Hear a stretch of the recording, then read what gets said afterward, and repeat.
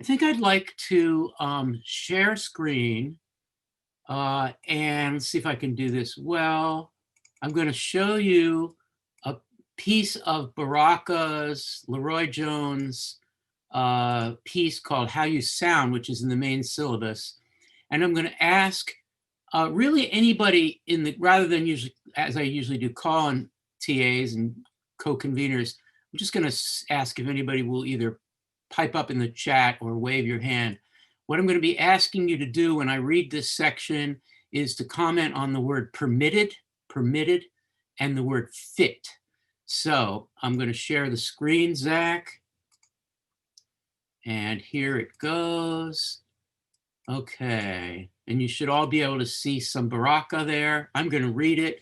I'm going to end share screen and ask people to talk about permitted and fit.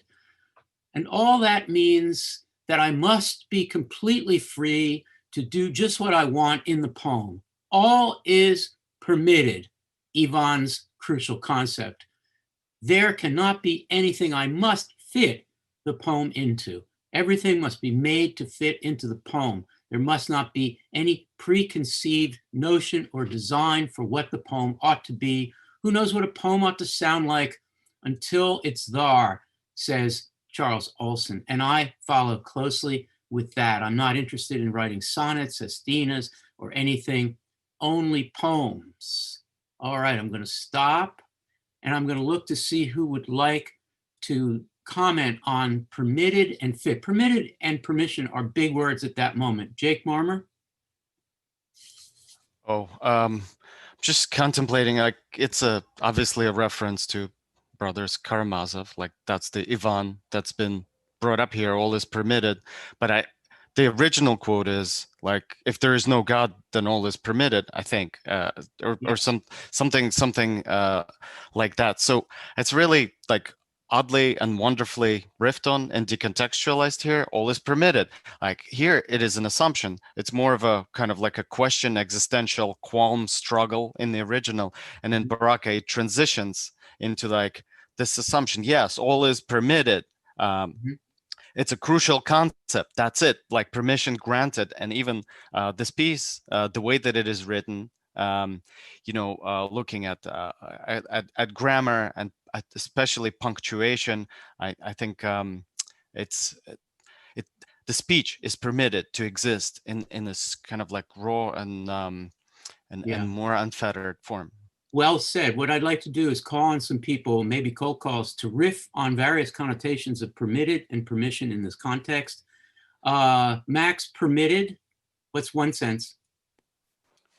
To allow, and also there's a sort of legal sense in the idea of issuing a permit, a building permit, for example. Yeah, exactly. Thank you. Jess, another sense of connotation of permitted, either in the poetry, creative writing sphere, or legally, or ethically, or formally? Well, a permit is like something that you apply for and are given. You obtain a permit in order to do something, like put a shed in your backyard or something. You apply to the county and they give you a permit to do that.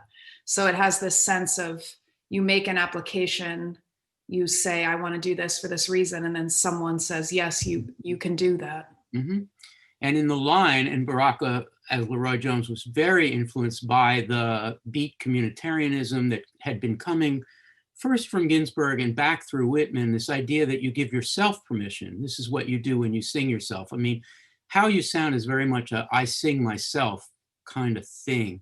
So Allie, what's the opposite of permission in this context? What is the opposite of all is permitted, and how does that get us to fit? It's hard to think of or at least right now, a direct opposite, but almost like mandated, prescribed, strictly prescribed. So let's go to fit. What does Leroy Jones, Mary Baraka here say about fit in terms of a poem? And what is the point? Anybody? Gabe? Well, so I'm seeing a lot in the YouTube comments, people are saying like permission feels like it implies some kind of authority, somebody who would be doing the permissions. And so I feel like when we get to that line about fit, what he's saying is you're not trying to make your poem fit into something else. You're not trying to have it sort of approved or work for other things, but rather everything must fit into the poem. So the poem becomes like, the poem in this like imaginary is like, it's this amazing kind of, I don't want to call it an authority in and of itself. I want to call it something a bit freer. I don't know what the word is, but the poem is what defines the limits, not something outside of the poem, is I think what that fit is. So now, and we'll end on this topic, and I'm going to turn to Amber Rose to say whatever she wanted to say, but I'm going to add a question to that, which is how can we turn now in this conversation toward sound, toward the music of poetry, toward performing it, toward making it a voice? Because that's what Baraka is doing here, is introducing into the conversation this idea that when I find my voice, it is a literal thing. It is a bodily thing. I speak, I have a voice, I sound in a way that is a how. How I say what I say is as important as what I say. How I sound is important.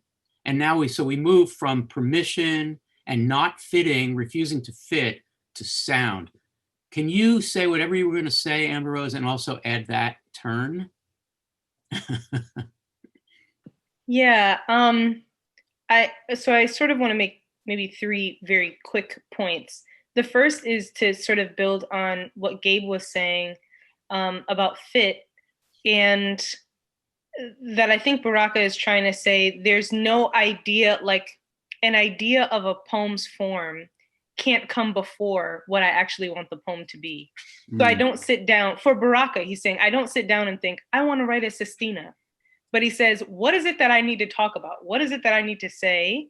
And I'm going to start saying that thing. And if it happens to come out as a sestina for whatever weird reason, then fine. But I'm not starting off by saying, I want to write a poem in this form. And maybe what I wanted to say about permission will get to the question of sound. But in my office hour yesterday, Mandana and I were talking about the word that he uses at the end, incompetent, when talking about formalism, like the academy, it's unreality and incompetence. And I think with the word permitted and incompetence, he is, I think, and many of the folks in the beats, are pushing against this idea that there even should be an institutional authority or an academic authority or a poetry community authority to say what something should and should not look like. So by him putting all is permitted in quotes, he's almost like taking on that voice of authority to say, yes, I give you all permission, but he's also sort of mocking it to say, I don't need to do this, but if y'all want permission, here's the permission. Everything's permitted. Yeah. So and Baraka ties it. I'm sorry, there was a third point, but I'm just throwing in. Baraka times this statement with an expression of freedom, which I take as political freedom. It may or may not specifically refer to civil rights, but it certainly refers to freedom in the Bob Kaufman sense. I want to be free to be considered by the police to be outside law-abiding life. I want to be free to lead the life that I want to lead, and that's going to lead me to my art. I mean, there's freedom. Freedom is a big word there. Yeah, Ambrose? Yeah, I think so. I think the piece about sound is maybe that there's something about sound that sort of comes before the over-processing that we might associate with writing. And that's also consistent, right? Like this idea of spontaneous prose or just writing down what you hear that the beats are doing this week. There's something about how do these ideas sound when they first jump out of your mouth, when you first work it, when you sort of blurt them out. That's what he's looking to capture, rather than this sort of overthinking, over-formalizing, pre-planning that might happen in the kind of poetry that they're pushing against. Yes. This is for Jess, but really anybody. A number of people in this Zoom are pretty much daily or at least weekly involved in what might be called academic writing, for no sense in breaking it down further than that, which is full of fit and full of unpermission.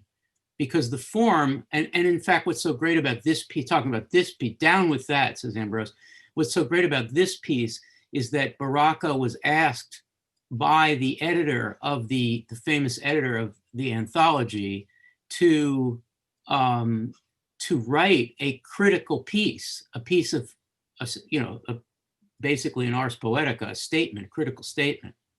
And that's what How You Sound is. And starting with the extra question marks and the fragments and quotations that are halfway attributed, he clearly breaks the form of that. And I guess I turn to Jess because you'll, I guess for this moment, represent those of us who are half willingly willing to not be totally free in terms of formal conventions or permissions, and yet will struggle on the content side to produce ideas that are wacky and way out and never been thought of before. Is that a tension worth talking about in relation to the poets, who many of whom really rejected, even the language poets who were really kind of in love with academic writing, even then they kind of rejected the formalisms of it. Do you have thoughts about that? I'm not really sure from your facial expression if you do. I don't know if I'm quite clear on what the question is, because I thought you were about to position me as like I'm not quite clear. Okay, well, Amber Rose is like falling off her chair because every day she is wrestling with dissertation writing, which, where all you do is think about convention and the fit gets reversed again. And yet Amber Rose and Davey and Jess and pretty much everyone here is constantly trying to write about innovative and avant-garde and experimental modes. And it's at the least ironic that we would then try to make an argument in a way that makes sense in the discourse of the Academy, Amber Rose. Oh, that was a handoff to me. I mean, yes, precisely. I was thinking about what you're saying, Al, in relation to a question that Anthony Watkins placed in a forum last week, but it was a question about form and content, which is like a continuous conversation that we're having in ModPo, which is like, how do form and content work together? And in the Harlem Renaissance Week, for example, we saw the way that form can be subverted, right? And form can sort of tap into pre-existing notions and bring up maybe a history and a conversation to then turn around and target and work against. And sometimes, and then in this week, we're seeing folks saying form must follow the content because those things are so intimately related. Yeah. So in different weeks, we're sort of hitting it from different angles and seeing where the chicken comes before the egg and where the egg comes before the chicken. Yeah. Yeah. And I think the naivete of some of the beats, and I think Leroy Jones is participating a little of that knowingly. Kerouac does it all the time. Ginsberg does it at his worst, which is to pretend that they don't have to follow a form. Bob Kaufman is such a genius in the beat context because he writes in like haiku forms. He goes back to the imagists. He's interested in surrealism. He's less hung up on breaking totally free from the forms.